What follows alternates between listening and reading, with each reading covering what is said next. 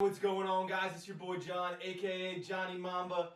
Name with respect to the legend right there, the Black Mamba. We're carrying on the Black Mamba mentality.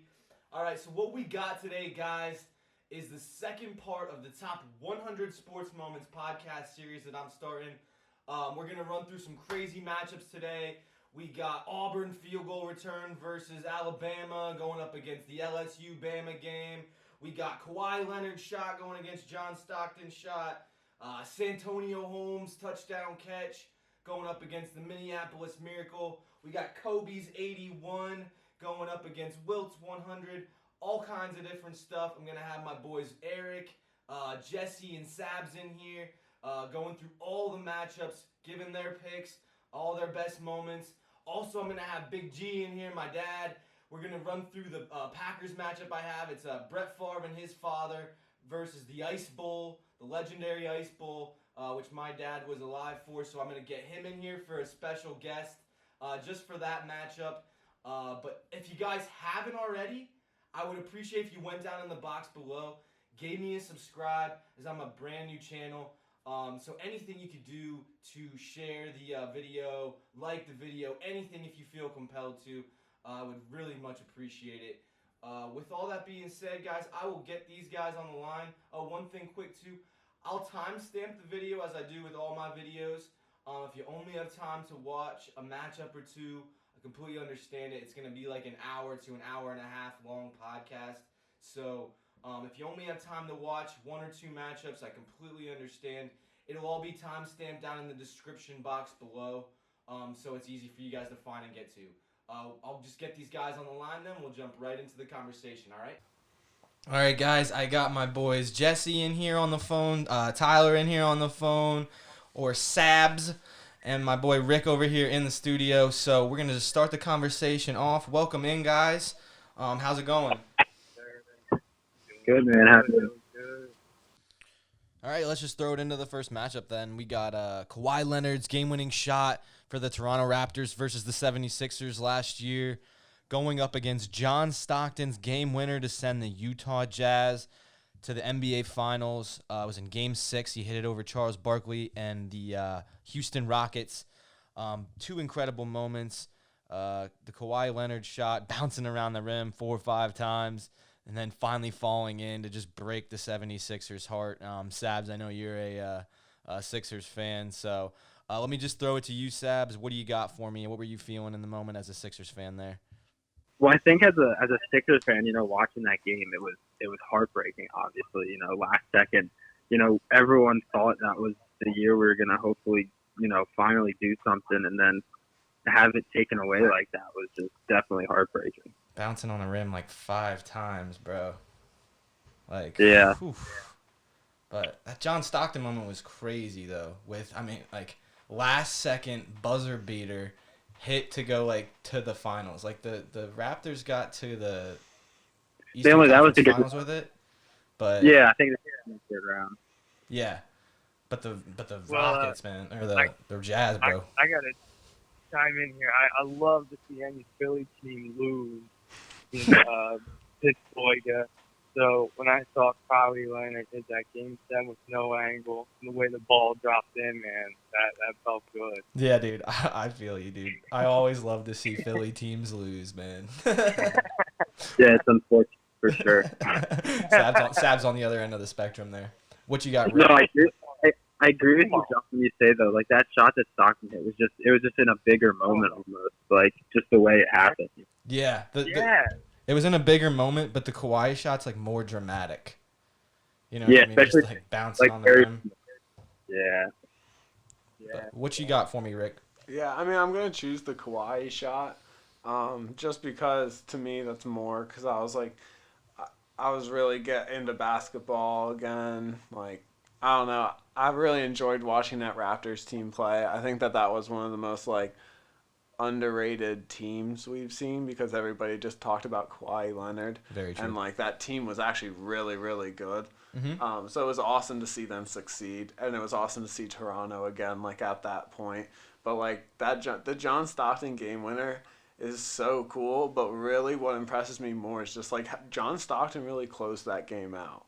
He had like a crazy finish at the basket with like a minute 30 left. Like he was scoring points like to bring them back, Like 25 and then in the hits the game winner. But yeah, I'd go with the Kawhi Leonard shot just because that's more relevant to me. Like watching that in the moment was crazy. Yeah, I didn't watch sure. Stockton in the moment. Yeah, I totally agree.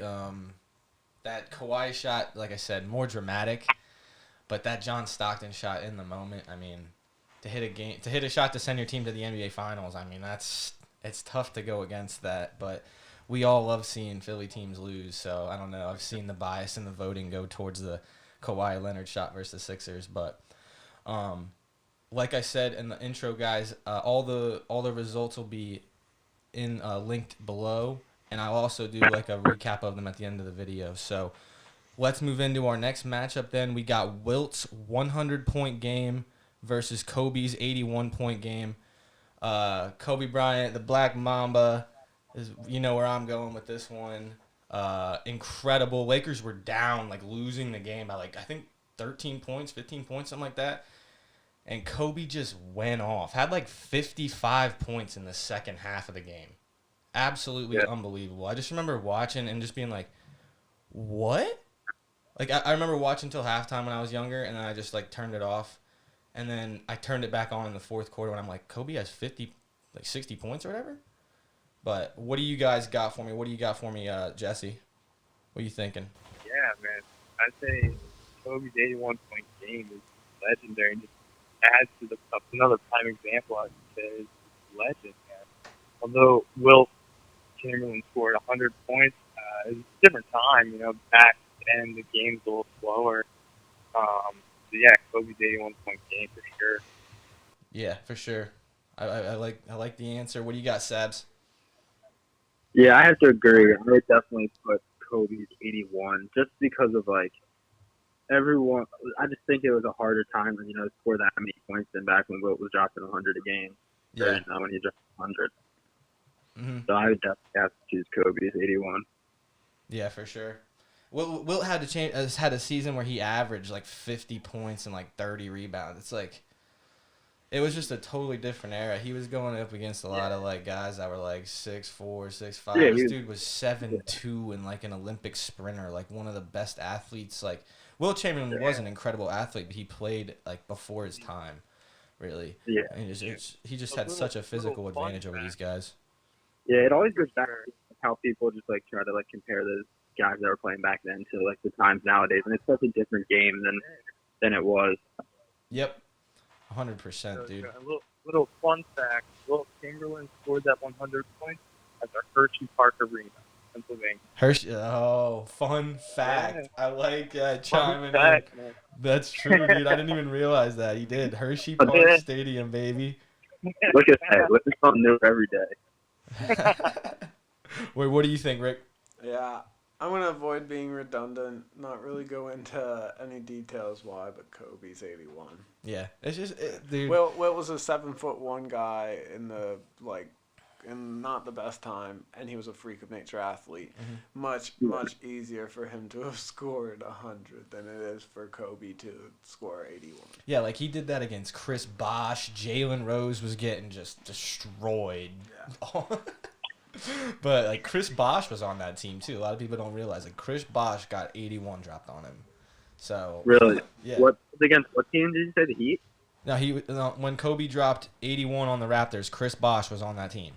On the Raptors. Gotcha. Like, you know what I mean? Like, a lot of people don't realize, oh, yeah, Chris Bosh played for the Raptors before he was on the Heat. Mm-hmm. But he just got 81 dropped on him by Kobe. So, I think we'll be seeing Kobe Bryant in the next round. I know we'll be seeing Kobe Bryant in the next round, actually. But let's move on to the next one. We got Kirk Gibson's home run, Game 1 of the World Series. Let me give you a little background on this.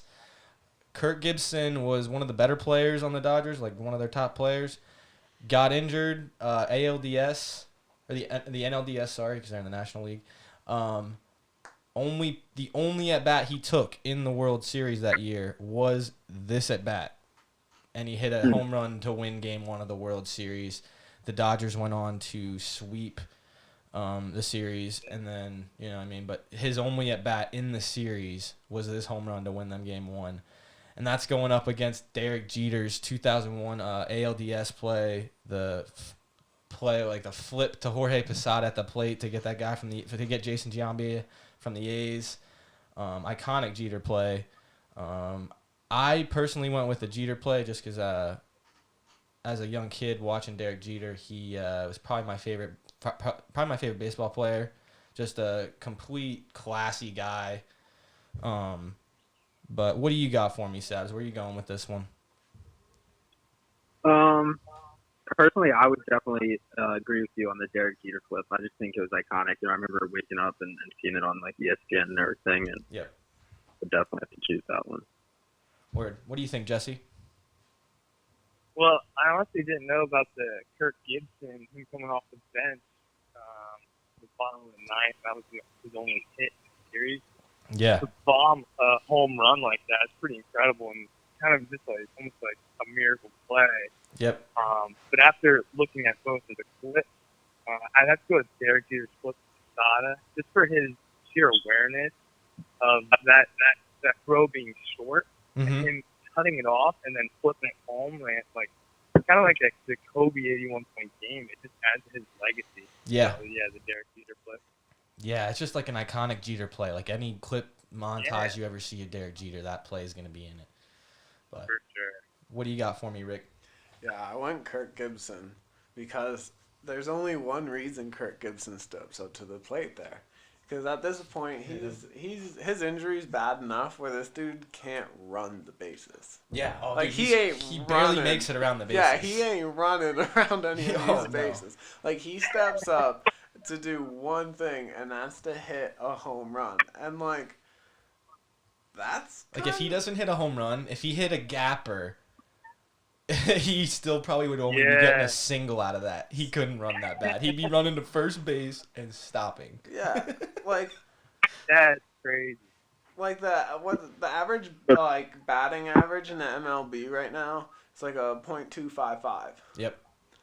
And this dude gets one at bat, has one option of things to do, and just tanks a home run, comes up big in game one. And I believe that if that World Series came into question, he would hop back in and they'd run him again at that. I'm not saying he'd tank it, but I'm saying they'd try him. For sure. No, definitely. It's like I've seen in the voting, it's like neck and neck, very, very close. Because the moment of Kirk Gibson's is probably bigger. He really set the pace. Set the pace for the Dodgers in that series. Like, they didn't need that game. They swept the series. But, like, to set the pace of the series like that, it's just a heartbreaker for, the other team. But Derek Jeter's play, it's just iconic. I just remember as a little kid watching that and, like, wanting to be like Derek Jeter when you play baseball. Like, that was just, I don't know. But we'll see how it shakes out. Let's move on to the next one here.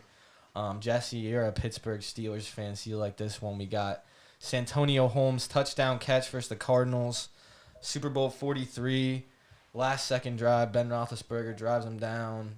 Santonio Holmes actually had two huge plays. He had the play that set him up at the 5-yard line. It was like a 35-yard catch and run. And then he makes the catch that ultimately wins him the Super Bowl. And that's going up against the Minneapolis Miracle.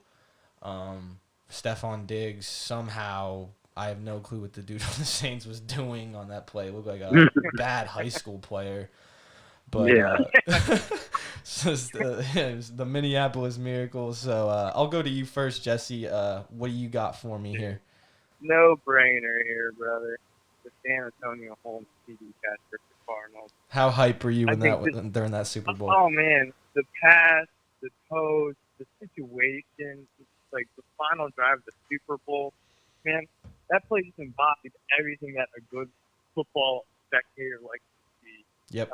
As opposed to the Minneapolis Miracle, the guy just kind of whiffed on a tackle, man. It's kind of like a gimme. So yeah, it's definitely a San Antonio Holmes TD catch. Yeah, I got you. Where are you going, Sabs? I do unfortunately agree with Jesse. Brother. Yeah, I'm gonna have to agree with that. I mean, that was just ridiculous. The whole Minneapolis Miracle. I think everyone was holding their breath, like, how did that just happen? Yeah. As opposed to skill and everything that went into that Super Bowl catch. Yeah, very true. And I mean, also, like, that Super Bowl, honestly, just as an objective observer of it, You know, I'm not a fan of the Steelers or the Cardinals. I was rooting for the Cardinals just because I love Larry Fitzgerald, and I really would have loved to see him win a Super Bowl there. But his 2 touchdown catches that he had in the game, the touchdown that he scored, like that 60-yard touchdown or whatever that he caught and like scored with 2 minutes to go to give the Cardinals the lead, that was awesome. The James Harrison, I think that's the longest defensive play in a defensive touchdown in Super Bowl history still at like 99-yard fumble return or whatever, or interception or whatever it was. I think it was an interception. Yeah, it was an interception. Yeah. Yeah. I mean, there was like 3 penalties against the Steelers they didn't call on the play, but we'll just we'll kind of gloss over that a little bit. I mean, there was a couple blocking the backs there, but we'll kind of let it go, I guess. What do you gotta do, you know? I mean, what are you gonna do now? But It was crazy. still an Larry incredible play. Fitzgerald almost caught James Harrison on that play. Seriously. Yeah, he did. If it was any other defensive lineman, I don't think they would have made it. James Harrison's just a truck, dude. Yeah. I saw a video the other day. This dude like moving like 2,000 pounds still at age like 44. Yeah, dude. It's crazy, I man. follow him on Instagram. He's an animal still, and he's like 55. Yeah, bro. It's ridiculous. What do you think, Rick? Where are you going with this one? Yeah, I mean, it's obvious. Santonio Holmes, Super Bowl. I mean, yeah. But Al Pacino said it best. Football is a game of inches. Mm-hmm. And, like, that play, 1-2 more inches, that ball higher, he can't keep both feet in bounds. And That's no the touchdown. best throw of Ben Roethlisberger's career. An inch below, it gets tipped. Mm-hmm. Like, it's such a precise play. Like, it's one of those moments where you just see, like, somebody thread the needle. And it's just, it's the most iconic moment of Ben Roethlisberger's career for sure. Yeah. Such an incredible play. And the Minneapolis Miracle, like, that's awesome, but hey, cool, you still haven't won a Super Bowl. Yeah, they didn't win a Super Bowl, and that was just like, I feel like I could have made the tackle. I think I could have made the tackle. I'm just saying. Yeah, I'm just saying, dude. There's kids on Southern Columbia's team Like, that would have laid him out. I really think I could have made the play there. Like, I honestly do. wrap him up. Just at least hit him. At least hit the guy. Yeah. Like, hit the guy, and maybe even if you don't tackle him, somebody else, like, you slowed him down, so maybe somebody else will have the chance to. Dude just missed, bro. Dude, if you watch It looked like he just threw it. Sideline video. Taysom Hill would have made the tackle. Sideline video of that happening, and the crowd like doesn't realize it happened at first. Like, oh, what? Man, what just And happened? the place erupts. It's pretty electric. Yeah, I mean, if you're in Yeah, Minneapolis, if you're a Minnesota Vikings fan, I mean, this is Yeah. this is one of your top sports moments of all time. But I'm sorry, I can't Still, stand Yeah. the Vikings, and we'll catch you later because we'll be seeing the Santonio Holmes touchdown catch in the next round. All right, well, let's move on to the next one. We got another Pittsburgh Steelers moment. The Immaculate Reception, Franco Harris. AFC divisional game, 1972 versus the Oakland Raiders versus the Patriots. INT at the goal line versus the Seahawks. Here's the thing about it. I've seen the voting go a lot towards Immaculate Reception, but this is a divisional playoff game. He won them a divisional playoff game, but the Patriots won a Super Bowl in this. I mean, like, they just won a Super Bowl in this moment. I don't know. It's pretty tough it's a pretty tough one for me. What do you think, Sabs? It's hard to choose either, to be honest. But I think I would have to go with the Patriots interception. Yeah. I mean, I don't think it was a great throw either, but I think just in the moment, like on the stage that was definitely the bigger play. Yeah, I mean, it was an awful play call. I mean, Pete Carroll, like, this is like top He 3 all-time worst play calls. Oh, Yeah. my gosh. Yeah, he lost Like, that game. history. Yeah. But Go ahead, Jesse. No, it's just one of the worst play calls in history. I think between the Immaculate Reception and the Patriots interception, I hate the Patriots, and seeing them win that pretty much made me puke. But I think in terms of sports moments, it probably goes to the Patriots interception, just because I mean that game was on the line. Yeah. It was literally a few yards away from being a Super Bowl, and Russell Wilson's lap. Malcolm Butler, the way he read the play, he saw the receiver going for that slant, and he knew right away. His eyes went right to Russell Wilson, jumped the route, and Super Bowl to Tom Brady again. Just So, comes down to coaching, man. Yeah, Bill so Belichick true. has these guys prepared for the moment. I'm sure that you know. I mean, like the read that's that so Malcolm Butler made was absolutely perfect. As soon as he Yeah. makes that inside move, you jump the route. He saw made the read perfect, jumped the route perfectly, and the Patriots won a Super Bowl. true. That's why Bill Belichick's Yeah. one of the best coaches ever, because he always has his players prepared for the biggest moments, and that's what coaching is. Like anyone can coach teams to win in the regular season, but if your players aren't ready to win in the Super Bowl, you ain't gonna win nothing. So true, man. But where do you think here, Rick? Where are you going with? I mean, let's think about this. What's the first one that we're looking at again? Immaculate Reception. Immaculate Reception. This has gone down in history as the Immaculate Reception. If you walk up to anybody and you're like, "Hey, remember like that Immaculate Reception play?" Like, well, they're probably gonna look at you weird because they're like, "Yeah, whatever, dude." Like, I don't know why you're bringing that up, but like everyone knows what that play is. Where the Patriots interception to me is more of a terrible play call than it is a great play by the Patriots. It is a good play, don't get me wrong, but it's more of like what didn't happen that is like that moment's about to me. Where the Immaculate Reception is what somebody did. Like that's the other one's just all about not running Marshawn Lynch to me. Yeah. I just think that like a lot of people, when you think about it, they think that it was like in the AFC Championship game or like the Super Bowl or something. That's all I'm saying. You know what I mean? Like the Patriots one was in the Super Bowl, wasn't my only point against it. Definitely you know a bigger stage. Yeah, like bigger stage, but like what's a greater play? Obviously, you know what I mean? Immaculate Reception. For something to live this long and be known as the Immaculate Reception, like that says a lot too, because like not many plays from that age live on. Yeah. You know. Yeah. That's so true, Rick.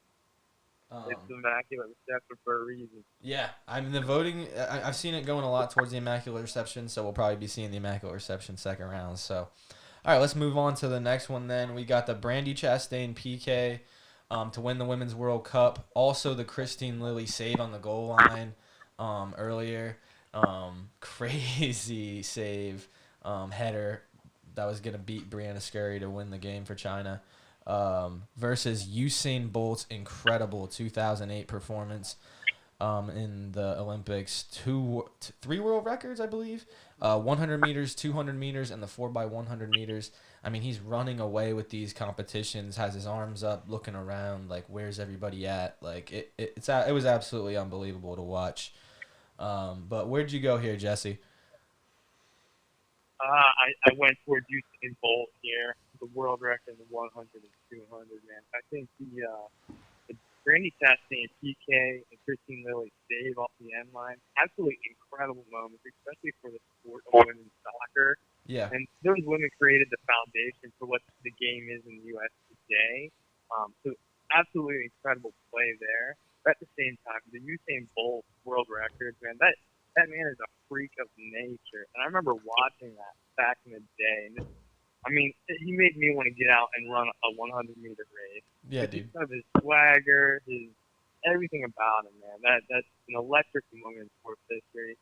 And I think it's up there with one of the best. So, yeah, Usain Bolt. Yeah, this one's been really close in the voting so far that I've seen. But what do you think, Sabs, as a soccer coach, fan, everything? I have to. I actually as well. Strictly just the fact of like how it just dominated everyone. Like it wasn't even close. Yeah. Like don't get me wrong, the whole Brandi Chastain, everything like that. Like Jesse said, you know, it kind of kick-started a whole new generation of women's soccer. And you know, looking back, you know, that'll be probably one of the most iconic moments in women's soccer history for sure. Mm-hmm. But like Jesse said, also like just the way he went about, how dominant he was using Bolt like in those races, it was just like cockiness, you know, all together at once. Like it was just really cool to watch. Yeah, it was unbelievable. He's in a 100-meter race. In the last 20 meters, he's like got his arms up, like looking around, like what? Like usually in the Olympics, these come down to like the final moments, and like this dude's absolutely. looking around like, where's everyone at? Like it was insane. Yeah, it wasn't even close. Like he dusted everyone. Yeah, absolutely nuts. Where are you going here, Rick? Yeah, I'm going Brandi Chastain. It's tough to go against Usain Bolt, and I realize that I sound a little bit crazy in saying that, but if I was, I think if I was from neither Jamaica nor the United States, I'd say Usain Bolt. Mm-hmm. But I think that a lot goes into the Brandi Chastain like PK and just that World Cup. So like that was the World Cup in 1999 was hosted in the United States, and they took a huge risk in how they marketed that because there was no women's sporting event that ever drew like the crowds that World Cup drew for like any women's sports all over the world. Yeah. Like it was unprecedented, and they were like really unsure. They were really worried about hosting these games in massive stadiums to host these crowds and like not get the turnout. And for us to win it in the United States in that manner, and Brandi Chastain just like there's that iconic picture, her ripping her shirt off and just pure emotion after winning the World Cup. Like the first time we've ever won the World Cup, it's at home on our soil.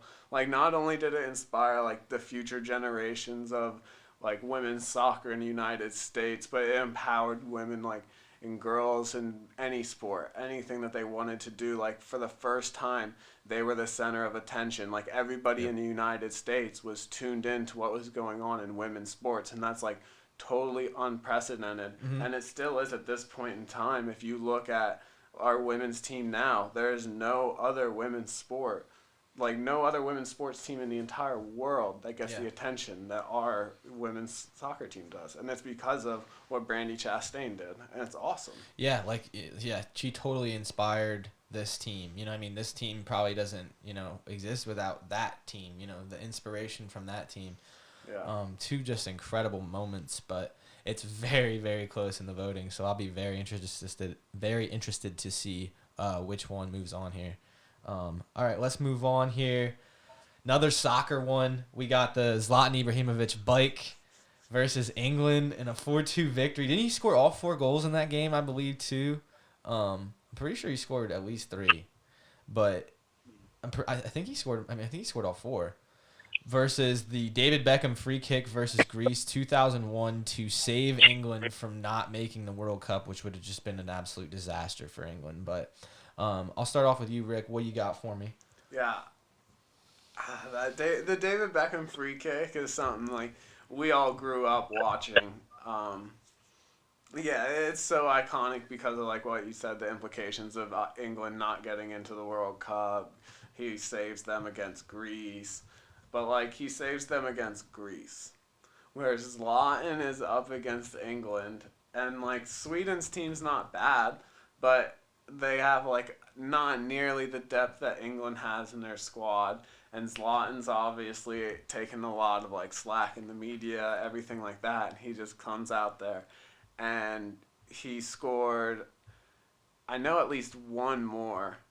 And it was like he scored one really nice goal. And then just to even attempt the bike, to even have that thought in your mind, and it's just only Zlatan scores those kinds of goals, like the exceptional goal. And it was just such a statement to have been done against England on the international stage. Everybody in the world saw it. It was just like that redemption. Yeah, the creativity that goes in. I mean, you gotta have some. It's only Zlatan. Even he try has that that confidence. Yeah. What do you think, Sabs? I chose the hands down, just What's because like it's incredible. I don't think anyone's gonna ever score a goal kind of like that for a long, long time. And Beckham at the time, like he was just a monster to his free kicks, and you almost kind of expect him to score it as he's putting it down to take it. But just for like Rick, like to agree with Rick, how he said, just for Zlatan to even think about attempting that. It just takes like a special kind of player to even see like the possibility of that, and not even like attempt it and then also pull it off as well with like the technique and the skill. Yeah, Absolutely unbelievable. I haven't seen like a crazier goal, bro. Like a 30-yard bike. It'd be crazy. Yeah. It'd be crazy to see him do that in practice, like on the training ground. Let alone to see him pull it off like out in the game It's against one thing England to on do that it stage. regular shots from that distance, but to like contort your body and jump as high as you did, and like that's no small man. Like Yeah. 6'4", like freaking jumping off the ground like 5-7 feet, hitting a bike like that. It's incredible. Yeah. What do you think, Jesse? Yeah, I think Zlatan's goal is, like they said, one of the best goals ever, man, in terms of just intuition and just knowing that he's able to pull that off. It's absolutely incredible. With that being said, man, I think David Beckham's free kick for 3 is probably one of the best sports moments ever. I mean, for him to hit that free kick in the 93rd minute in Old Trafford with Old England breathing down his neck, Yeah. man, that guy has steel balls to hit that. So I'd say, objectively, just kind of looking at each situation, I'd say David Beckham's free kick. Yeah, I mean, like the disaster it would be for England to not make a World Yeah. Cup. Yeah, and like people talk about like basketball players having ice in their veins coming up and making like big free throws at the end of the game. Like you talk about having ice in their veins to come up and curl that thing in. Oh my God, dude! Yeah. Seriously, that's insane. Absolutely. They made a nutty. movie about it. Yeah. But all right, that one's really close in the voting too, as well. So I mean, we got a lot of really close matchups here. Obviously, got top 100 sports moments. You're gonna have a lot of close ones, but these last two especially have been very close. Guys, quick pause in the action. I hope you're enjoying the conversation with Jesse, Rick, and Sabs and I. I'm going to get my dad on the phone now. We're going to do that special Green Bay Packers matchup. Brett Favre and his dad, after the loss of Brett Favre's father, going up against the Ice Bowl. Let me get Big G in here on the line, all right? All right. Hey, Dad, can you hear me? Yep. All right, word. So guys, we're gonna roll into our next matchup. We got the game after Brett Favre lost his father, his performance in that game, going up against the Ice Bowl, the 1967 NFL Championship game before Super Bowl II. So Dad, just break down the Ice Bowl for me, so people can understand it, because I know a lot of kids my age are just like the Ice Bowl. They have no clue what's going on. So. Okay, the game was in Green Bay. The Packers were going for their third straight NFL championship and the fifth in 7 years. Nobody had done that in a long time, and nobody's done that since then, I don't think. Mm-hmm. But the game was in Green Bay. It was on December 31st, 1967. The winner would go to play the Oakland Raiders in Super Bowl II. Now, you have to remember, the NFL championship was the important game. They thought at that time, the NFL, that the AFL was a minor league, so the Super Bowl wasn't all that important. Right. So they, the morning of December 31st, it was minus 15 in Green Bay. The wind chill was minus 30 some degrees. Mm-hmm. So Lambeau Field, they had it covered, but the problem was they had a heating system that didn't work, actually made the field worse. It froze the field after a while. Green Bay got out. The game was a rematch from the year before, where Green Bay beat Dallas with a last-minute interception in the end zone. They beat Dallas by a touchdown. Yeah. So it was a replay from the year before. A lot of really good Hall of Famers on both teams. Yeah, both teams are Green Bay got out 14-0 when the field wasn't quite so bad. Mm-hmm. But as the game wore on, Green Bay's offense couldn't do anything at all against Dallas's defense, and Dallas chipped away and got to within 14-10. And the second half, Green Bay, I think, probably had minus yards. That's how bad it was. The field got worse and worse. It was like playing on a skating rink, and the field was as hard as concrete. Many of the players ended up with frostbite on their feet with the frost. Really hurt their hands. But Green Bay got the ball. Well, Dallas went ahead on a trick play from a Dan Reeves, who was a halfback for the Cowboys. Yeah, the Fleet. Halfback pass or Lance Rensel. Long pass. They went ahead 17-14. Yep. And it basically come down to Green Bay got the ball back with between 5 and 6 minutes to go in the game. They were on their own 32-yard line. They hadn't been able to do anything the whole second half.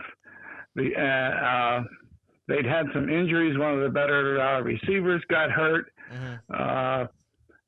But for some reason, somehow, they drove all the way down. Maybe, to me, the greatest drive, given the circumstances and the situation, the greatest drive in football history. But they drove down the field. They had, because of injuries, they had a third-string fullback playing, and most of the passing that they did was just dink and dunks to the backs coming out of the backfield. But the interesting play to me was they had the ball at the 11-yard line, and they ran a sucker play where the guard pulled because the defensive tackle followed the guard. Well, that's right where they ran, and they had this third-string quarterback who was a journeyman called Chuck Mercine. He took it from the 11 to the 3. Yep. Well, the Packers, they had a first and goal, but they couldn't score after two tries. They're about at the one. They got maybe a yard each time, and so it come down. They used their last timeout with like 16 seconds to go, and so that's the thing you'll see on the replays. Bart Starr went over to talk to Vince Lombardi, and and Starr told him he thought because they couldn't get any traction because of the kicker, frozen field, he thought he could take in the ball over center. He could, with a quarterback sneak, take it in. And Lombardi said to him, "Okay, let's do it, and let's get the hell out of here." Yep. So, and that's what happened on a quarterback sneak. That's the iconic Starr play. Scored, and the Packers then won the game 21-17. The other thing, though, besides the Packers playing for 3 straight NFL championships, the rumors that turned out to be true that Vince Lombardi was going to resign and leave coaching at Green Bay. So the team wanted to win for him. Yeah. So like the last hurrah for Vince Lombardi as a Packer coach. Lombardi. He. So the next, they played Super Bowl II. They won over Oakland pretty easy, like 33-14 or something like that. And but then he announced he was leaving coaching. And the next year, Lombardi was the general manager for the Packers, but I think he missed coaching because the year after that he went to Washington and took over as coach and general manager of the Redskins. So got that going up against Brett Favre's game after his father passed away. I remember just watching that game where it basically seemed like no wide receiver could drop any ball that Brett Favre threw, and every pass he threw was just perfect. Everything Favre threw. Well, he played well on his own, but the team really rallied around him. Everyone was making spectacular catches. Nobody dropped anything. I mean, it was just one of the more awesome single game performances, again, considering the circumstances, that you're going to see, because he threw for, I think, 398 yards. So it was one of Favre's better games in his career. So, but that was a great game too. But to me, the Ice Bowl, because of the minus 30-some degrees, and having to go 68 yards in 5 minutes or so, and not having been able to do anything for a long time on offense, to just perform at pick up the level of what they had to do, and they get down there, and then the score on basically the last play of the game. Yeah, I totally agree with you. It was a heck of a performance, iconic moment in the Ice Bowl. For sure. I mean, people my age are just more in tune with, they saw that Brett Favre game but the iconic moment of that ice bowl and what it means to people like you that actually witnessed it and understand all that went into it. It being Vince Lombardi's last hurrah. I don't know. It should be a lot closer in the voting than it is right now, I think. But it's definitely given that see, most people like your age, you don't realize winning 3 NFL championships in a row in 5 and 7 years. Mm-hmm. That just doesn't happen, and it's probably never going to happen again. Yeah. So it was. They were the team of the 60s. The only team to come close to that was probably the Steelers in the 70s, who won 4 championships in 6 years. Mm-hmm. So, but I don't even know if we're going to have that at all anymore. Yeah. So. Well, all right, Dad. Thanks for the input in on the Packers. Been a lifelong Packers fan, so I wanted to get your input in on this topic. Oh, yeah. So. I've been a Packer fan since 60 championship where they lost to the Eagles. Yeah. Not the only time anyone lost to the Eagles in the championship, but yeah. Okay. All right, thanks, Dad. All right, I'm going to throw it back in, guys. Right back to Jesse, Sabs, Rick, and I. We're going to jump right into the Tiger Slam. All right, our next matchup, guys, is the Tiger Slam going up against the 2019 Tiger Woods Masters. 2 incredible Tiger Woods moments. This one is so difficult. Obviously, the Tiger Slam, Tiger winning 4 majors in a row, holding all of the major titles that there are at one time.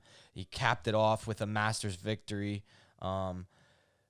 It's so difficult because that is Tiger's probably greatest achievement, going up against the 2019 Masters, which is probably Tiger's greatest moment, coming back from 13 years since he'd won another major. He went through all the personal life stuff that everyone saw his personal life unfold, all the injuries, had multiple back fusion surgeries, to finally come back to win that moment. We all saw the moment after where he hugged his son 22 years after he hugged his father. It's so difficult to see. I've seen the voting going a little bit probably more towards the 2019 Masters, probably because a little bit of recency bias. And the people I asked probably aren't the most historians of golf to know as much about the Tiger Slam or the dominance of the Tiger Slam. But 2 incredible moments.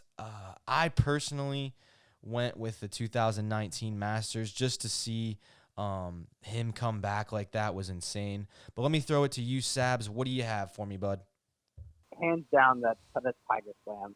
That was like incredible. The Grand Slam like that. I mean, like you said, no one's gonna ever do that again. But as just an all-around Tiger fan, I could choose either one of these because they were just both so great. And that Masters really was incredible to watch. Yeah.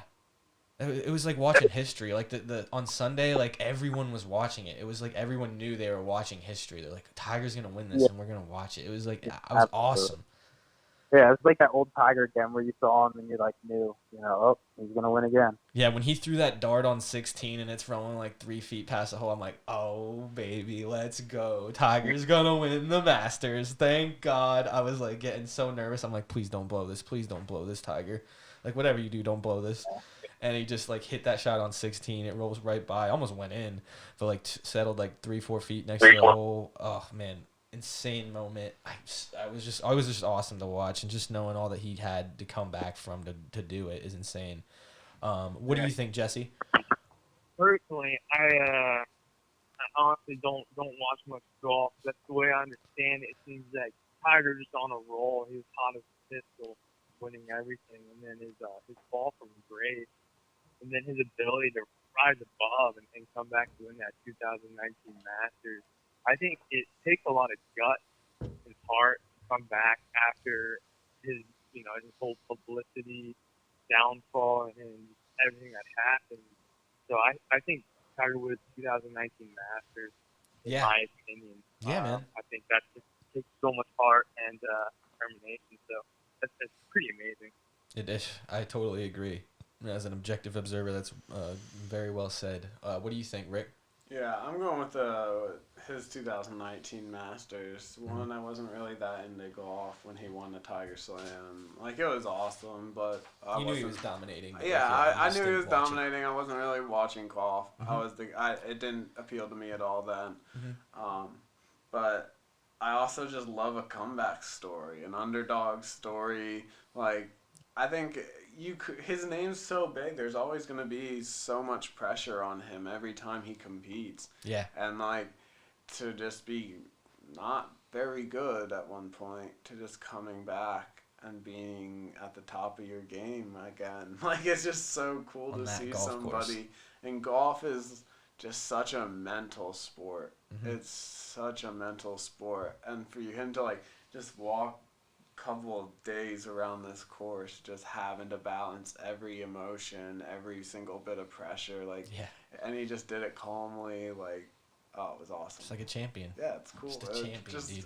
It was like nostalgic. You just felt good about it. You just like knew you were watching history, man. Yeah, and it's like the world's right again. Yeah, it was like Tiger Woods is winning the Masters. There's no coronavirus. Yeah. I hope he can come out. I hope he can come out in November when we have it again. When we have it this year and win it again. Yeah, you know how weird the Masters is gonna be this fall if they like have it then. It's gonna be cool to see Augusta in November. I think though, kind of. Oh. Yeah, kind of sweet. Yeah. But Yeah, it is gonna be really weird to see the Masters in November. But all right, well, let's move on here. We got a little bit of a UFC matchup here. Here we go. I'm ready for these UFC fights tonight, baby. UFC 249 tonight, the night of us shooting this. But we got Conor McGregor KOing Jose Aldo in 13 seconds. Just knocking this dude out. Spit shine that belt for me. But versus the Holly Holm KO of Ronda Rousey, just knocked this chick out cold, bro. Just head kicked her into oblivion. Like, unbelievable. What do you got for me, Jesse? Man, this is probably one of my favorite ones on the split. Both moments.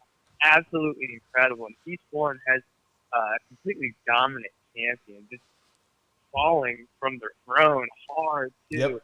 I think Conor McGregor's KO against Aldo was such a clean, precise strike that I think we'll never see anything like that again. That's an absolutely incredible moment. It's almost kind of like I'm at a loss of words just even thinking about it.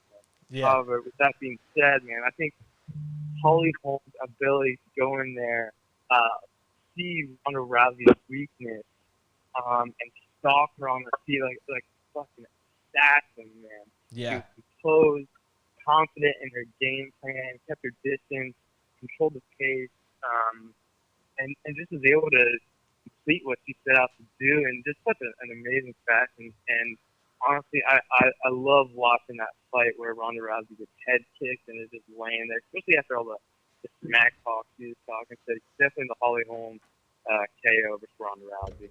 Seriously. Oof. All right, Sabs, where are you going with this one, bro? I'm gonna go with the Conor McGregor knockout as well because I remember watching that. Yeah. And it's just so crazy. Because I remember, like, Jesse, I think this is when I was up at your place, wasn't it? I think so, yeah. Yeah, and I remember we watched it. Like, we waited all night to watch it, and it finally happened, and it was just, like, crazy. 13 seconds. Yeah. Everyone's screaming, man. Everyone's screaming. Just, what just happened? Yeah, it was nuts because I remember we were boosting all night, like waiting for it to happen, and then it did. And we were like, "Are you serious?" Like no one, like everyone thought he was gonna knock him out, but just not that fast. Yep. Yeah, so true. What do you think, Rick?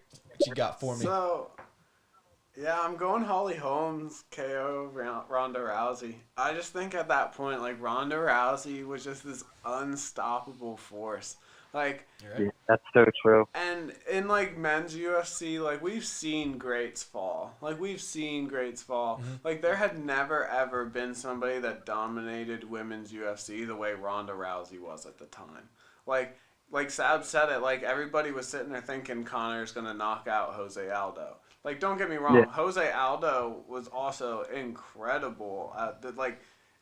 He undefeated for 10 years. Yeah, for 10 10 year years. undefeated world Yeah. champion. Yeah, like unbelievable. Don't get me wrong. No disrespect to Jose Aldo, but people were looking at this fight thinking, at the least, like Conor's got a chance. Where like you were just like, man, we're getting to watch Ronda Rousey handle some other girl, and this girl just comes out and knocks her out. It was insane, dude. It was like it was just watching one of the giants fall. Like you just watched like this unmovable, unstoppable force just fall, and like even Ronda Rousey couldn't deal with it. She crumbled. It ruined her. She was calling the suicide hotline after that one. Yeah. Like, I mean, here's how I look at it though. Conor waited 2 years to fight this guy because Jose Aldo pulled out. He went around the world 2 times with this guy, clowning him the whole way, telling him, I'm going to knock you out as soon as I see you in the ring. Spit shine that belt for me, bring it to the ring. And then literally just as soon as they walk in, he pissed this guy off so much. He got in Jose Aldo's head so much. A 10-year undefeated world champion. He got in his head so much that Jose Aldo just went in there and tried to throw a straight right and got absolutely clipped. And like Jose Aldo would never, like he'd always played more conservative. He rarely would go after people straight off the bat like that. And he just made one mistake and instantly just went to sleep. Yeah. Whereas like Holly Holm just was better than Ronda Rousey on that night. Was just straight up better. Like the whole fight, she was just controlling the pace, like you said, Jesse.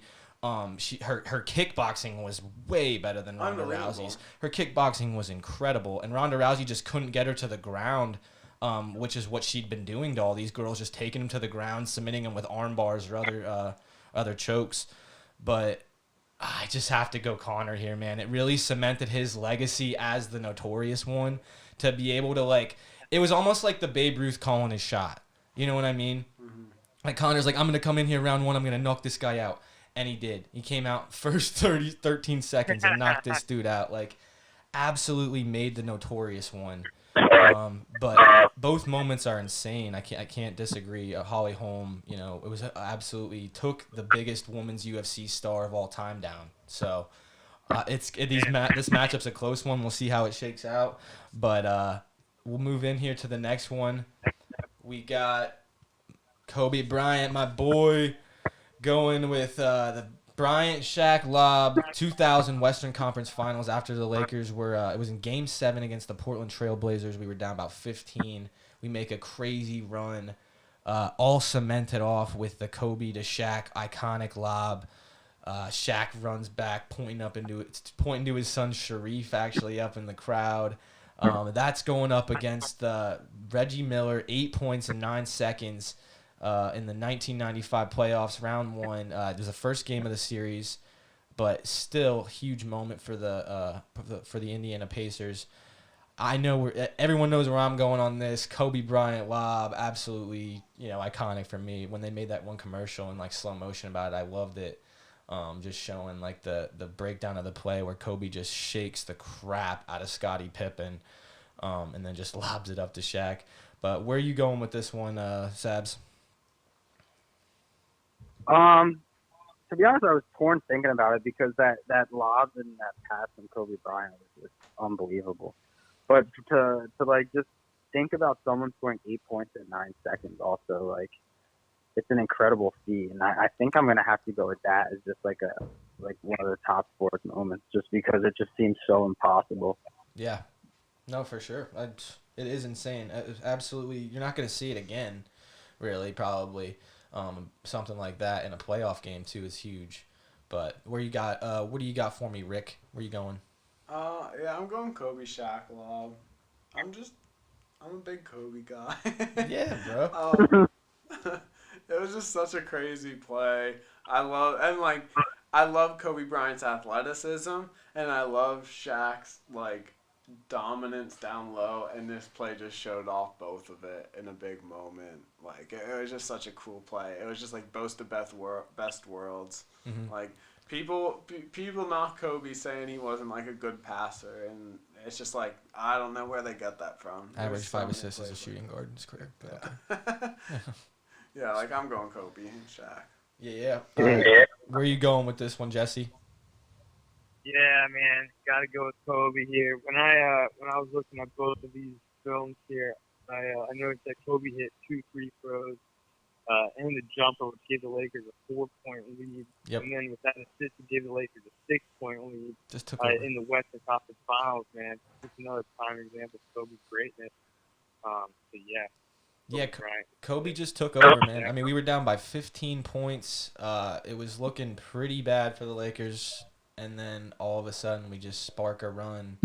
But Shaq's the only reason Kobe has those rings. Yeah, and all those people, yeah. Oh, Kobe wouldn't have those rings if it weren't Shaq. Yeah, okay. Go watch some of these games in the finals, and a game like this where Kobe just is the leader of who got Shaq the ball.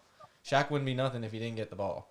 You know what I mean? You have to have people that get in the ball. Kobe and Shaq are, I think, averaged 25 in the finals 2 times of the 3 times that they were in it. So, for me, we all know I'm going Kobe Shaq Lob for sure. I think we'll be seeing that one in the next round. But let's move into the next one here. Heavyweight matchup. Christian Laettner's shot versus Kentucky in the Final Four versus Michael Jordan's championship game winner in the NCAA tournament. I think it was a 1981 championship game. 2 crazy college basketball moments. I'm going with the Christian Laettner shot just because it was like improbable. They chucked it down the whole court. That's just not going to happen again. Like the Michael Jordan shot was obviously clutch, but he was wide open on a swing and hit like a 17-foot jump shot. Like that's a lot more probable than someone chucking it the whole length of the court, catching it at the free throw line, and hitting a turnaround jump shot over 2 guys with 4 seconds in the game. You know, so where are you going with this one, Jesse? Yeah, I couldn't agree here. Couldn't agree more here, man. I think Jordan's NCAA championship game winner, he was pretty much wide open. It was a clutch shot. But with Laettner's shot, man, he had his back to the net with less than 3 seconds left, and he was just so composed. It was almost like he practiced that shot millions of times and knew right where the net was. So, yeah, Laettner's shot. Word. What are you thinking, Sabs? I mean, you guys said it perfect. That Laettner shot was just so iconic. So improbable. I mean, it's gonna be, you know, everyone's gonna know for as long as, you know, sports are. People are gonna keep watching that and talking about it. Yeah, we have so many Jordan moments. I feel like we got to knock one of them off here. You know, I mean, Michael Jordan's throughout the whole bracket, you know, everywhere. So, I think the circumstances of Laettner just being such like a hated guy too at the time, like. Yeah, and Duke's a hated team too. If you either love Duke or you hate him, you know. Yep, absolutely.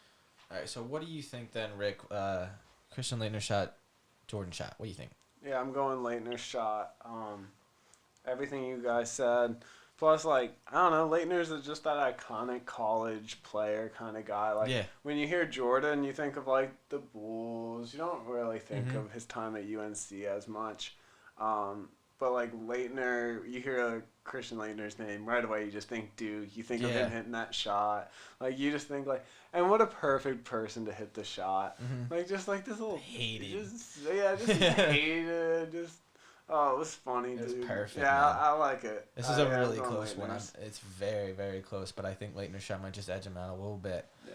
But, all right, let's move on to the next one then. We got the Patriots' crazy 28-3 comeback versus the Falcons in the Super Bowl versus the Bills' comeback versus the Oilers' 35-3 comeback versus the Oilers. I've seen the voting going more towards the Patriots just because the Super Bowl factor of it, but... what do you guys think? What do you think, Jesse? Man, I got to go with the Patriots comeback here, 28-3. Just because I think I'm a little biased here because I watched it live. Yeah. It's in the Super Bowl as opposed to the Bills comeback with the Oilers. This is just a wild card game. I mean, it was a great comeback, but I think the Patriots comeback here kind of cemented Tom Brady's GOAT status. Yeah. The Patriots comeback. Yeah, it was just great because you saw like halfway through the game. I just remember like you see look on like Facebook or Twitter or whatever, and you're like seeing all these people like trashing the Patriots, like oh they're about to get blown out, they're losing, like the Patriots are done, and then they just do what the Patriots do, and they somehow win the game. Like it was just the most Tom Brady GOAT. Like you said, it cemented his GOAT legacy, really. What do you think, Sabs? I chose the New England comeback as well. As much as I hate the Patriots, I kind of am biased, like Jesse said as well. I was living in New England at the time. I remember watching it and thinking, there's no way they're going to come back. And then thinking, oh my gosh, they might do this thing. And then when they did, and just how like crazy it was, kind of like in the city and everything where I was living. I mean, it was kind of incredible. Yeah. I couldn't believe it when I was watching. I'm like, this is not happening, dude. Yeah, I mean, it was nuts. And like Jesse said, I mean, and I'm sure Rick will say, like, it just solidified Tom Brady and everything that team and Belichick and Brady were about. Yeah. What do you got for me, Rick? Yeah, I mean, obviously, Patriots come back, 28-3, all just cementing the legacy. Yeah, I mean, but once again, I do have to say, what are the Falcons doing in this game? Oh, I have no idea. Even Falcons fans have no clue what they're doing. Their play calling was atrocious. Look at their team since then, They have one of the most talented teams, and they've been awful since then. They have been terrible. Like, this was another one. Really, the Falcons just let them right back in. And at the end of the day, Bills, you still don't have a Super Bowl. I'm sorry. This comeback was good. It was awesome. Great. Monumental. You guys can just hang on to that. It made our list. Yeah, but sorry. Gotta go with the Patriots here. I think we'll be seeing Patriots round 2. Yeah, the Falcons, they threw the ball there instead of running it at the end of the game. At the end of the game, and like you're up 28-3, and you're thrown dude, I couldn't stand watching it. Like they just allowed them right back in. High school coaching. Yeah, I mean, just like, what's going on, guys? Jimmy Roth would have done better. Jim Roth would have done better. Facts. Yeah, you'd have been running that ball. Oh, my gosh. They would have been running it down their throat, dude. Double wing tee. Love it. Oh, no. All right, well, let's move into the next one here. We got the crazy John Elway helicopter dive and that crazy drive versus the Packers for the Broncos to win Super Bowl 32, which I hated. As a Packers fan, we were going to go back-to-back. It was just perfect. It was like one of the best Super Bowls I've watched. Versus the Broncos drive versus the Browns in the 1986 AFC Championship game to send them to the Super Bowl. Both crazy John Elway moments. I have seen that the helicopter dive has been taken off as as the leader here, but that's to be expected, I think. What do you think, Jesse? I would agree with everyone else here that John Elway helicopter dive is absolutely iconic. And I think it kind of embodies everything that a quarterback and essentially a leader should do for their team. And he put his body out there. It was the biggest stage in the game, and that's what I want to see, as opposed to like essentially kind of irrelevant, but a Cam Newton quarterback dipping off a fumble in the Super Bowl. So I got to give it up to the helicopter dive there for John Elway. Yeah. What do you got for me, Sabs? Yeah, I'm going to go with the helicopter dive as well. You think of John Elway, and it's kind of that moment that you see and everyone thinks about the helicopter dive. So for sure, I mean, it's just an iconic, you guys will say the same thing, I think. I don't want to be redundant. So, but definitely that helicopter dive. 100% got a concussion on the play. Yeah. 150.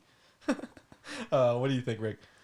Yeah, I'm going to the John Elway helicopter dive. This is one of the moments, so growing up, I know that you can't do this, but, whatever.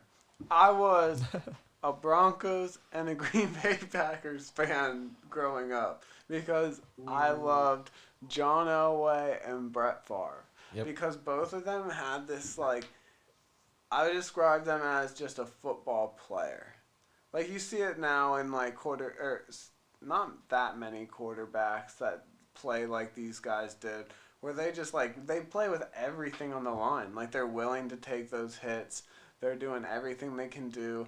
One of the things I remember about John Elway was he just always had a smile on his face. Mm-hmm. Whenever you saw, he just loved the sport of football. Him and Brett Favre both. Yeah, and, this is just one of those plays that just comes down. I mean, that entire drive, he just takes them down the field to win the Super Bowl.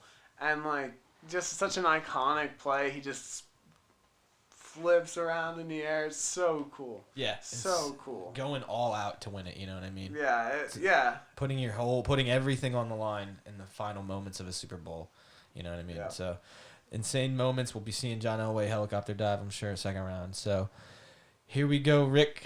The Liverpool matchups. Rick is the huge Liverpool fan. Been watching like his whole life. When did you start being a fan? I would say like around the 2005 era. So this comeback this was a big jump starter into your fandom as a Liverpool fan. So we've got the Liverpool 0-3 comeback in the second half of the Champions League final against AC Milan in Istanbul versus last year's 2019 Champions League semifinals. They were 0-3 down going into the second leg of the Champions League, and they come back against Leo Messi and all the other superstars that are on Barcelona and win 4-0, one of the craziest games ever. The corner kick late taken. Just such a smart play by Trent Alexander-Arnold. But I'll just throw it to you, Rick, and where are you going with this for Liverpool moments? Yeah, this for me is the most difficult matchup in this entire thing. This 2005 comeback, like you're down by 3 to AC Milan. Like they're an incredible team with Crespo, Shevchenko. Like they were so good. And to go down 3-0 in the first half, yeah, that's brutal. Like what it does to your mental, like to go in at halftime, to compose yourself and then come back out and rally your team. And so Steven Gerrard was a big reason like I fell in love with soccer the way that I did, because like I love just watching him play with like he played with his heart on the line, like he did everything, both sides of the ball. Mm-hmm. I'll never forget like when they score that first goal, like when he gets that in, I'll just never forget him running back, grabbing the ball, running back, telling everybody like let's go, and the announcer goes, Steven Gerrard places a grain of doubt in the back of Milan's minds. And, like, it just that little bit. And, like, it's iconic. The Liverpool fans, they traveled so well like they always do. Mm-hmm. Like, they never stop supporting their team. They're not booing. They're still, like, cheering. They come out of the tunnels to hear You'll Never Walk Alone being sung in the stands. Like, it's just, like, this iconic, perfect Liverpool moment. Yep. And just seeing that comeback, that was like one of the major things that was just like, man, this team's something like different. The fans are something different. And then the Barcelona one, though, is crazy too, because you have the best player, I think the greatest player of all time in Lionel Messi. At least the best like goal scorer we've seen. Top like, 3. If unreal. Like we saw it in the first leg with his free kick. Like, in the first leg, it wasn't even, like, a bad game. Like, Liverpool didn't play that bad. You just saw, like, the absolute striking ability. That Luis Suarez goal was incredible. Messi's free kick was incredible. Yep. Like, you're going into this game, and it's just like, man, like, Mo Salah's out. He's wearing the Never Give Up T-shirt that I think sold out the next day on their website. And they shut out Barcelona to come back and get into the semifinals and win the Champions League. I just remember calling you when you're at soccer practice when I'm watching it live. And this is why I voted for the 2019 one, just because I watched it live and I didn't watch the 2005 comeback. And I just remember you being at soccer practice and I'm like, dude, I got to call this guy. I'm like, dude, get in front of a TV right now. Like, this is like insane. Like, I was just getting into watching a lot of soccer, and that 0-3 comeback really got me like, holy cow, this is so exciting. But what do you think, Sabs? As the resident Liverpool hater, Arsenal super fan. I don't think I can put it on. I don't think I feel comfortable voting on this. Because it's never nice to see Liverpool win anything. So. How many eye rolls did you get when I was describing those events? All of them. My eyes almost rolled out of my head. I mean, it's just I think it should be like the Invincible season up there versus probably the first probably the Istanbul comeback, but It's moments, not entire seasons. Yeah, we wanted to put Invincibles in here, Sabs. They were on our list, but we're gonna do another bracket where we put like greatest team seasons because it was hard to encapsulate just that whole season into one matchup against something. If I do have to vote from just like a fan of soccer, just like a sports fan as well, I would go with the Istanbul comeback just because the way they did it in a game, it wasn't like, they did it at halftime. Rafa Benitez had to turn the team around and get them to, believe in themselves and come out in the second half and fight for it. Yeah. And I think, that Liverpool team that did this in 2019, they lost the first leg, unfortunately. And like Rick said, it wasn't a bad game, It wasn't like Liverpool got destroyed or anything. I mean, it was just a brilliant game from Barcelona and Messi and some world-class players. But, they had time to kind of think about it, and Klopp did a really good job tactically in the second game. And they were hands down a better team in that game. I remember watching it. And, then obviously the pure class from Trent on that corner kick. But I just think overall just what that Liverpool team did in the Champions League final, going down 3-0, just pulling themselves together and rallying back like that is just so incredible. It's so tough to do. Just the mentality it takes as like a captain and a coach to get your team to do that is just incredible. Yeah, I couldn't have said it better. Yes, I said that too. Like if I hadn't seen either moment, one of them live, I probably would have gone with the 0-3 comeback just because like you said, like they had time to prepare. Being like we're down 0-3 guys, we know the mountain we have to climb. Yeah. Like you and don't I think plan that in a going into the Champions League final. You're like, all right, guys, we're gonna play the first half, then we're gonna be down by 3. Like that's not your game plan. You have to pull some belief in yourself. Yeah, it was such an iconic moment for Steven Gerrard. It was kind of himself. Like everyone knew he was a world class player. Everyone knew what kind of player he was. But as a captain of the team, to pull him back and do all that, it was incredible. And he played so well that game, and it kind of just solidified himself. This dude's a world class player. And he wins that PK. Yeah, absolutely. Yeah. What do you think, Jesse? Get your input in here. Man, I couldn't agree with everything you guys just said more. I think it's incredibly hard to play one game, go down at halftime 3-0, and then come back in the second half to rebound like that. Not let a team put their tail between their legs and bounce back with big balls. So I think the Istanbul Miracle. Word. Yeah, it's really close in the voting. Istanbul Miracle's coming up strong on the Barcelona comeback, but I'll be interested to see which one we'll be seeing here in the second round. Let's roll in then to our last soccer matchup of the first round. I wanted to get all the soccer matchups in here with my resident soccer gurus, as they know more about soccer than most of the people that I interview for this bracket. But we're gonna go Sergio Aguero, late game winner for Man City to win them the EPL on the last day. Was it the 2012 season? Versus Wayne Rooney's game-winning bicycle kick versus Man City. So 2 iconic moments for 2 different teams. I'll let you go first this time. Sabs, what you got for me? So my pick was the Sergio Aguero moment, that late game winner to win Man City the title.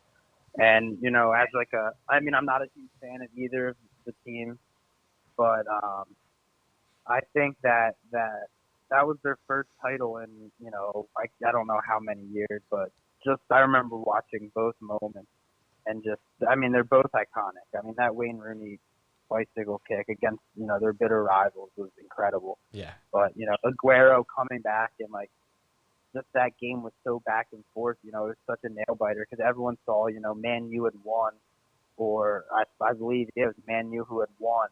And they just needed City to tie or lose to win the title, and Man City ended up winning on that goal. So definitely that, just with the impact that it had to not only Manchester City but just all the fans and everything, because they hadn't won a title in forever since then. Yeah, I was gonna say, how long had it been since they'd won a title? Yeah, it's been quite a while. But it's tough though because that goal was just so nice. Just how Rooney got up off that corner kick, how he hit that. Any kind of bicycle kick goal, it's hard to vote against, but that goal that Sergio Aguero had was just so impactful, and it kind of laid the tile work for for Man City since then and how dominant they really have been. Yeah. What do you think, Rick? I think I'm going with Sergio Aguero as well, actually. Did Sabs sway you? A little bit. Sabs swayed me. And just looking, originally I was saying the Wayne Rooney bike, because it is just like one of the most memorable moments. Like when I imagine it, I'm imagining it in slow motion. Right. Like you can see just the way he gets his hips around, the way he gets up in the air. Like the ball's played in a little bit behind him, he just adjusts his body. Like every little bit of it is just perfect. Like it is one of. People think that you're weird when you say this, but like I truly think like soccer's like a beautiful art, and when you see stuff like that, like it's just like one of the most beautiful things that you'll ever see. Like unreal goal. But the Sergio Aguero, like Sab said, like that just set Man City up, and like at that point in time, I didn't hate Man City. And, like, when Saz was talking, I was thinking back to, like, going back and watching both of these moments. Mm-hmm. And, like, when you saw Wayne Rooney's bike, you were just like, holy crap, like, that's amazing. But other people have, like, hit crazy bikes. Other people have won off of crazy bikes. We saw Ronaldo hit one against Juventus. Gareth Bale's against Liverpool. Like, you know, we've seen them before, but that Sergio Aguero game winner, like, it was so late into stoppage time.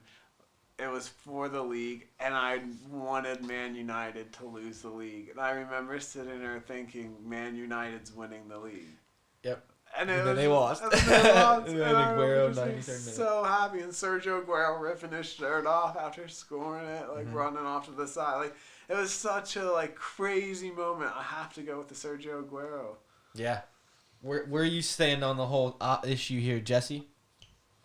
Yeah, I'm in the same boat, man. I think Wayne Rooney's bicycle kick, man. You see that? It's commercials, man. It's just gorgeous. Like, I mean, even Sir Alex Ferguson, when he saw that he dropped the F-bomb, was like, oh, boy. Like, the man is lit. Absolutely incredible.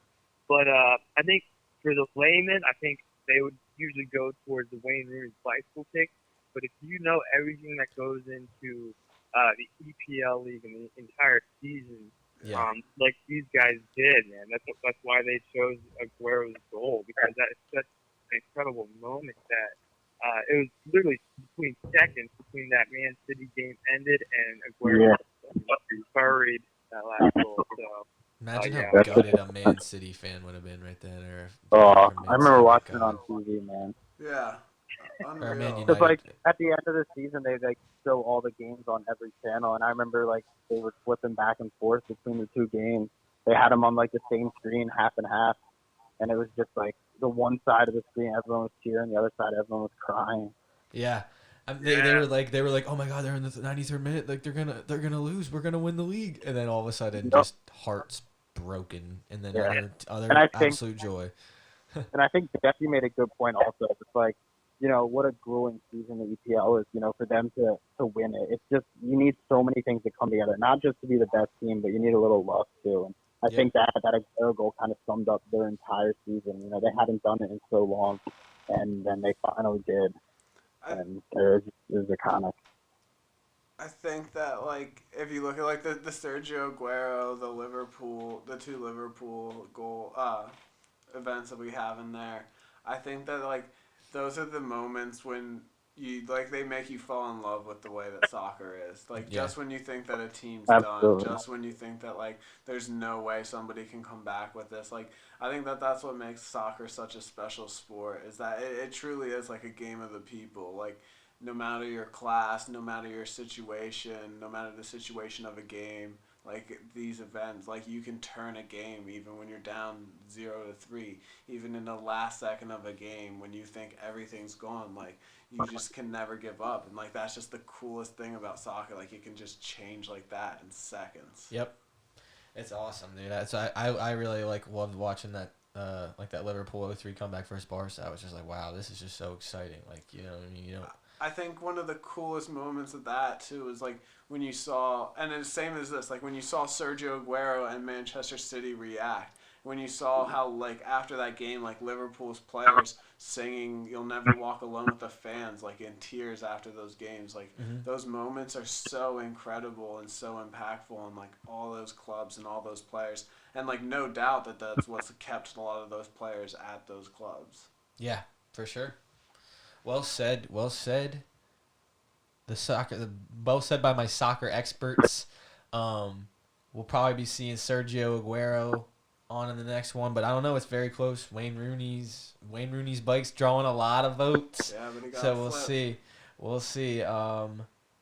Here's the next big heavyweight matchup we got. We got 3 left. Auburn beats Alabama. 108-yard missed field goal return. One of the craziest moments in college football history, really. Going up against the 2019 LSU versus Alabama game. Absolute shootout. Shoot 'em up. Absolute shootout. LSU, the LSU team, one of the best offenses I've ever seen in college football. Joe Burrow, Justin Jefferson, Clyde Edwards-Helaire. I mean, I think their whole offense got drafted. A player from their whole offense got drafted. So they have Randy Moss's kid too. Absolutely unbelievable offense. Alabama always with Tua, Jerry Jeudy, Ruggs, their whole team, Nick Saban, Coach O. Absolutely iconic matchup. LSU comes out on top, which really set the stage for LSU to go win the national championship. Like, that kind of game really gave LSU the confidence they needed to, believe that this is their year, this is their time to go win that national championship. But that Auburn block field goal or that missed field goal return was just that's iconic, man. It's just like it doesn't get much better than that. But where are you going with this one, Sabs? I think you said it best. It's that return, that field goal return. It's iconic. It's what football's like, kind of. One of the craziest plays I've ever seen for sure, and I just don't think it can be topped by anything really. Yeah, it's college football. It's definitely top 3 moment for me, at least. What do you think, Jesse? Yeah, the field goal return, man. Like you said, man, absolutely iconic. And for that to happen in Auburn's home stadium, man, jeez. Yeah. To beat the rival, field goal return, jeez, man. I remember watching this one live and just losing my mind. But like you said, tough matchup between the LSU versus Alabama. Two heavyweights going head to head there. Probably one of the best national championship matchups we've seen. But I think that missed field goal return was just so electric. So that's what I'm going with. Yeah. I mean, I knew this one guy that I was driving to school. I was driving down to South Carolina during this game, and I'm like watching it on my phone. I'm like, Alabama's setting up for a field goal. Oh, Alabama might win this. Wait, Auburn won? What just happened? Like, wait, what happened? And this guy I know actually was at the game at school. I get back to school and I see this guy he missed Monday. He gets back Tuesday, and his dude's was at the game. I was like, what? Like, what an incredible game to be at. Like, holy cow, Auburn went nuts after that one. But where are you going with this one, Rick? Auburn beating Bama. That was an incredible year for Auburn, because I truly actually believe Alabama was a better team that year. I think Georgia was better than them that year. And I don't know if any of you guys remember how they beat Georgia. Yeah. I'm telling you, I don't know if you guys believe in God. I don't know what you believe in, but there was something special going on for Auburn that season. There was like a destiny that was wrapped around that team to go spoil other people's seasons. And like, it was crazy. They had that play against Georgia where bounced in between two defenders. Yeah. Like, I don't know, they were like bricks back there. And the ball just pops right over top of them and comes out right into a guy from Auburn's arms, and he runs that in to win that game. And then they run this in. Like, Corey Davis just runs right out to the side. Like, it was unbelievable watching it develop. You're like, oh my God. unreal. Oh my God, he's gonna do it. Yeah. Oh my God, he's gonna score it. There's just something special about it. It's one of the greatest moments of all time. Yeah. It's tough to beat that in college football. That's for sure. That's what make one of the greatest college football rivalries, and one of the greatest. You know what I mean? Mm-hmm. For the underdog in the rivalry too. You know what I mean? Like, it's one of the bigger rivalries, but Alabama's been the big brother of the rivalry, and for Auburn to win a game like that, that's just so cool. You know what I mean? Incredible, like you said, destiny season. Like, they were winning games that were like they had no business winning. Yeah. But incredible matchup. We'll probably be seeing that Auburn 108-yard field goal in the next round. We got our next one here. This is our only tennis matchup of the bracket. I had to get something in here to pay a little bit of a tribute to Roger Federer, Novak Djokovic, and Rafael Nadal. So we have Novak Djokovic beating Rafael Nadal in the longest final ever, 2012 Australian Open, versus Roger Federer's comeback versus Nadal in the 2017 Aussie Open. Roger Federer had gone a few years without winning a major, comes back, wins his, I believe, his 17th major. So, huge tennis moment for Roger Federer. I've always been a Roger Federer fan. I've always loved watching him. I haven't been a huge tennis fan, but watching some of the Wimbledon finals, semifinals, him against Nadal, Djokovic, Andy Murray, Andy Roddick back in the day, Tsonga, all these guys. I mean, it's just been a real pleasure and a treat to watch Roger Federer, the class that he carries himself with. So I went Roger Federer just honestly off of a bias that I just really enjoy Roger Federer. But the final, like, was like 6 hours almost between Djokovic and Nadal. The level of stamina it takes to pull that off, man. Like, people talk about tennis players like they're not like these crazy athletes. Bro, to run back and forth for 6 hours like that takes some serious next level stamina. Like, it's really impressive to me. Where do you stand on this one, Sabs? Well, not knowing too much about tennis, I kind of looked up. Both, but I think kind of in your book, I've always been a big Roger Federer guy. If support someone in tennis. Total class act. Like, to play a tennis match, even like a regular tennis match, is not easy. It takes a lot of stamina, which I think a lot of people don't realize. So for that match to go on, like you said, 6 hours. And for them to battle out like that's kind of incredible. But I think, on my personal bias, I would have to go with the Roger Federer win. Mm-hmm. Yeah, it's like the end of his career winding down. He had a little bit of a rough patch for a few years, not winning. Wins another major just to cap off his legacy. Just iconic win for Fed. Does he still have like the most majors? Yeah, I believe so. Yeah. I don't think Djokovic has caught him yet. Or I don't think he will, honestly. Djokovic is winding down his career too. But what do you think, Jesse? Yeah, not much of a tennis fan, although I will say I gotta respect that longest final ever, man. Yeah. After watching it, man, just the quality of play and how long they did it. One of the commentators said it was 1 a.m. by the time they finished. It's absolutely incredible. It's and insane. to play at the top of the game, like you said, for 6 hours, going back and forth and running like that, man. I play tennis for like an hour, and I'm sore just from running back and forth. So I gotta respect the Djokovic beating Nadal longest time ever as well. Yeah, it's like not only to play for 6 hours, but to be playing in the 6th hour at a world-class level. Like, yeah, it's absolutely unbelievable. Like, the stamina that it takes to pull that off, I can't even.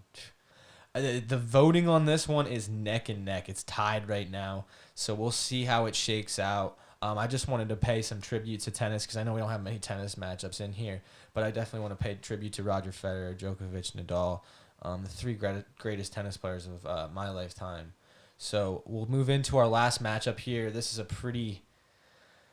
a tough one for Carrie Strug. I feel bad for her because we got Miracle on Ice here, and it's just like, it's Miracle on Ice. this is like feeding somebody to the wolves. They really just don't stand much of a chance in first round here. But Carrie Strug, will pay respect to her. Gymnastics, gold medal, 1996.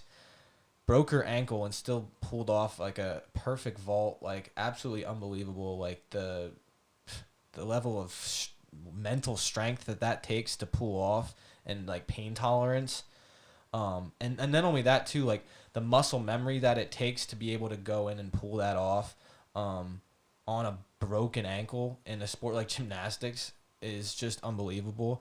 But this is Miracle on Ice, where we basically had the best hockey team in the world going up against a collection of college players in a time when it was Russia versus the United States. Russia used sports as a way to show that their system was better than everybody else's. It was like a political statement that they wanted to be better than everyone else at these things, to show that their way of life was better than everyone else's. And it was just a straight competition between us and the Russians and like everything.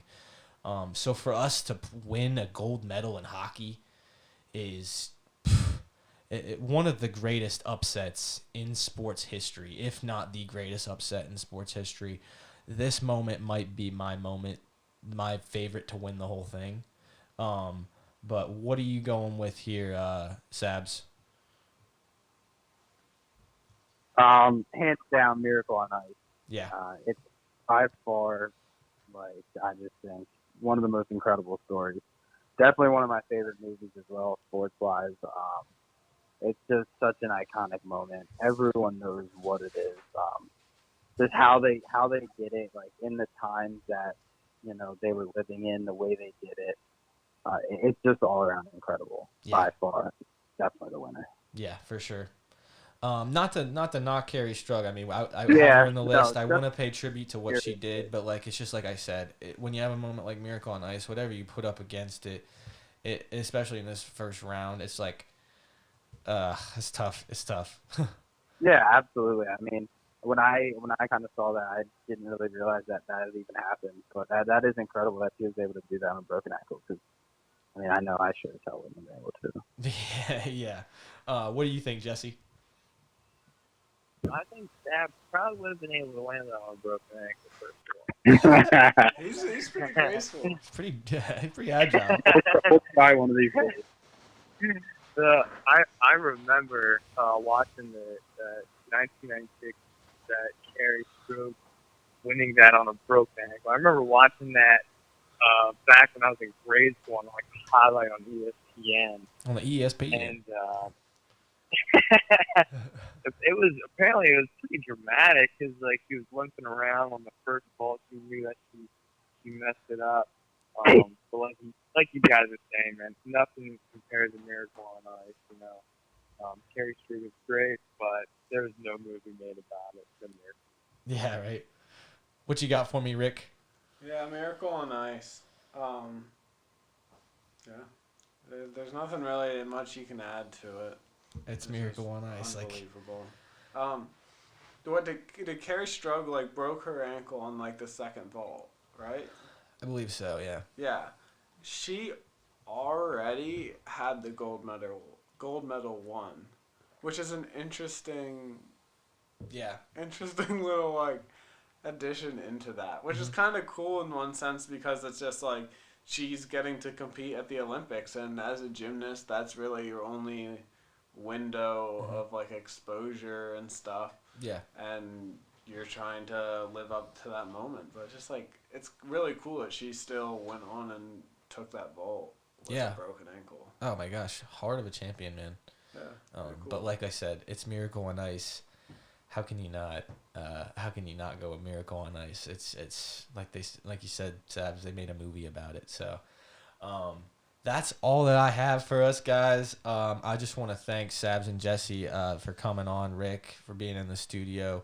Thanks for taking your time, guys, out of the day to have this conversation with me. I'm sure we'll be having some more conversations in the future, but I appreciate you guys. Absolutely, man.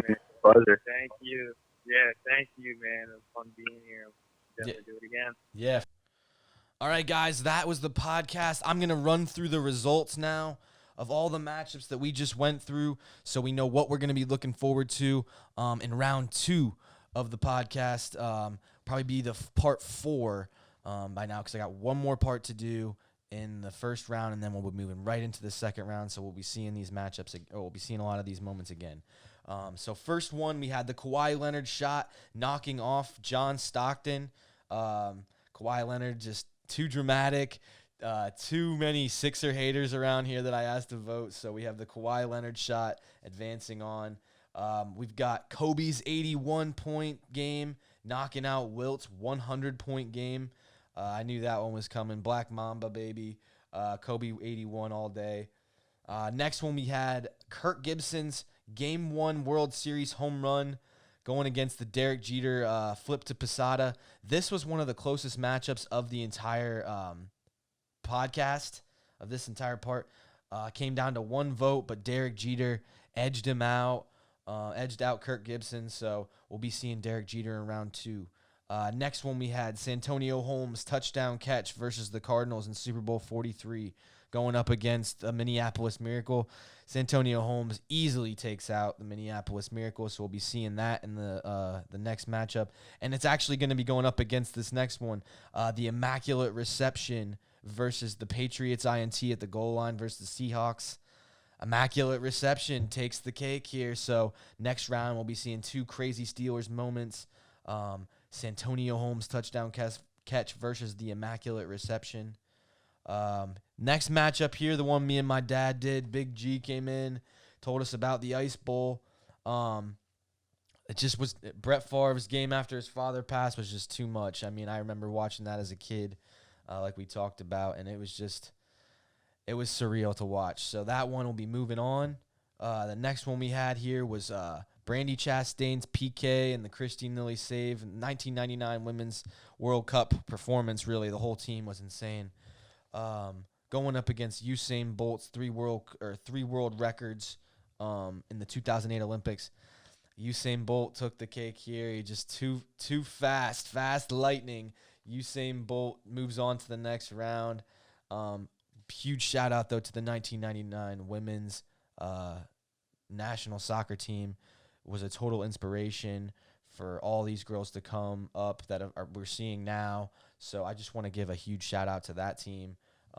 Next one we had here, the Zlatan Ibrahimovic bike versus England, where he actually had 4 goals in the game versus England in a 4-2 victory, versus David Beckham's free kick versus Greece. And Zlatan Ibrahimovic's bike came through here. It was very close, but Zlatan snuck it out. 4 goals and a bicycle kick to top it off. I mean, that's a hard performance to beat. The next one here, really tough one for me. Tiger Woods 2019 Masters versus the Tiger Slam. Tiger Woods 2019 Masters came out on top. Maybe a little recency bias there, but like I said in the podcast earlier, it was probably Tiger's greatest achievement versus Tiger's greatest moment, if not one of his top 2 moments, because I put his 08 U.S. Open up there too. But 2019 Tiger Woods Masters performance is going to be moving on to the next round. And that's going to be going up against this one, actually. It's the Conor McGregor KO of Jose Aldo in 13 seconds. That knocked off Holly Holmes' KO of Ronda Rousey in an insanely close matchup. Just like the Jeter-Gibson matchup, this one came down to 1 vote as well, but Conor McGregor edged out Holly Holm. So we'll be seeing Conor McGregor in the next round. So next one here, Kobe Bryant, lob to Shaq. After the Lakers had completed a 15-point fourth quarter comeback to go to the finals in Game 7. And that took out Reggie Miller's 8 points in 9 seconds. Sorry, Reggie. Incredible moment from Reggie Miller. We probably won't see something like that again in a playoff series, but this was the Bryant Shaq lob. This continued the three-peat. Without this fourth quarter comeback and that play, the Lakers don't have a three-peat. So had to put them through here. So we'll be seeing them in the next round. And they're going up against this next one, actually. It's Christian Laettner's shot taking out Michael Jordan's NCAA championship game winner. I think the improbability of the Christian Laettner shot really reigned supreme here. Michael Jordan's shot. It was a game winner in the tournament, but like it was a wide open jump shot compared to Christian Laettner with 3 seconds, the ball going the whole length of the court and him hitting a turnaround over 2 guys. That's just improbable. So we'll be seeing that in the next round. Next matchup here, we had Patriots. The Patriots comeback took out the Bills comeback. Patriots in the Super Bowl against the Falcons. It's a tough one for the Bills, but we wanted to definitely pay tribute to that Bills comeback because it's one of the greatest in NFL history. But we'll be seeing the Patriots 28-3 comeback in the next round. So on to the next matchup here. We've got like 5 or 6 left. John Elway helicopter dive took out the Broncos drive, the Broncos drive to win the 1986 AFC Championship game. John Elway helicopter drive blew it away. I mean, everyone was voting for that. It was one of John Elway's most iconic moment. Next one here, the Istanbul Miracle made the comeback and brought it back versus the Barcelona comeback that Liverpool had in 2019. The AC Milan comeback in Istanbul for Liverpool was just absolutely incredible. Down 0-3 going into the second half, and they come all the way back and win it in PKs. So we had to give that one the nod. Even though that Liverpool-Barca comeback was insane, we'll be seeing the 0-3 Istanbul Miracle comeback for Liverpool in the next round. Next one here, Sergio Aguero took out Wayne Rooney's PK. Sergio Aguero and his late goal to give Man City the EPL championship. They also, we didn't mention this in the podcast, they scored 2 goals in stoppage time to win that. They scored one in the 90th minute, and then Sergio Aguero scored one in the 93rd minute. So just to have those 2 moments go up against just Wayne Rooney, I mean, it's pretty difficult for Wayne Rooney, so we had to put Sergio Aguero's late game winner through. So we'll be seeing that in the next round. We'll talk more about it. Next one here, we got 3 left. Auburn. I'm not going to spend much time on this one. Auburn's 108-yard missed field goal return versus LSU, Alabama, 2019 game. I mean, if you ask an Auburn fan, this is probably their number 1 moment of all time.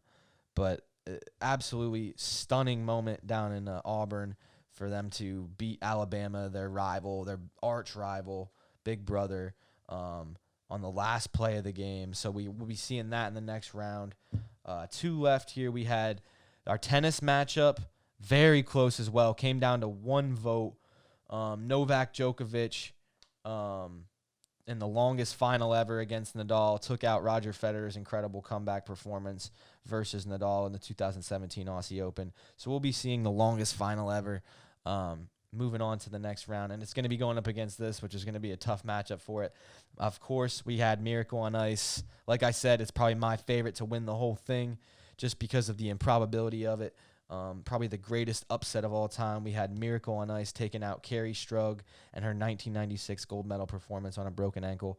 Pay major tribute to Carrie Strug. Thank you. As an American, I love to see the Americans do well in the Olympics, obviously. But I wanted to pay tribute to her moment. But you just can't hold a candle to Miracle on Ice. So we'll be seeing Miracle on Ice in the next round.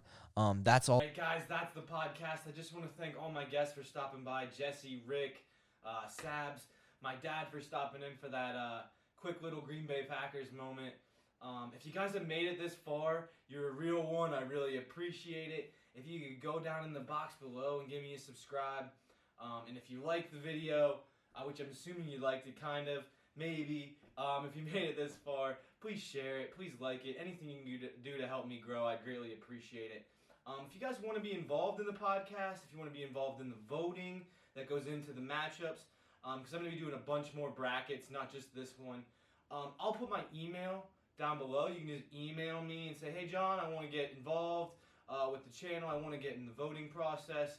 All you have to do is be a subscriber. So with that being said, guys, I will catch you all in the next one, part 3. Top 100 sports moments. We're going to be finishing out the first round, so I'll catch you in the next one, all right?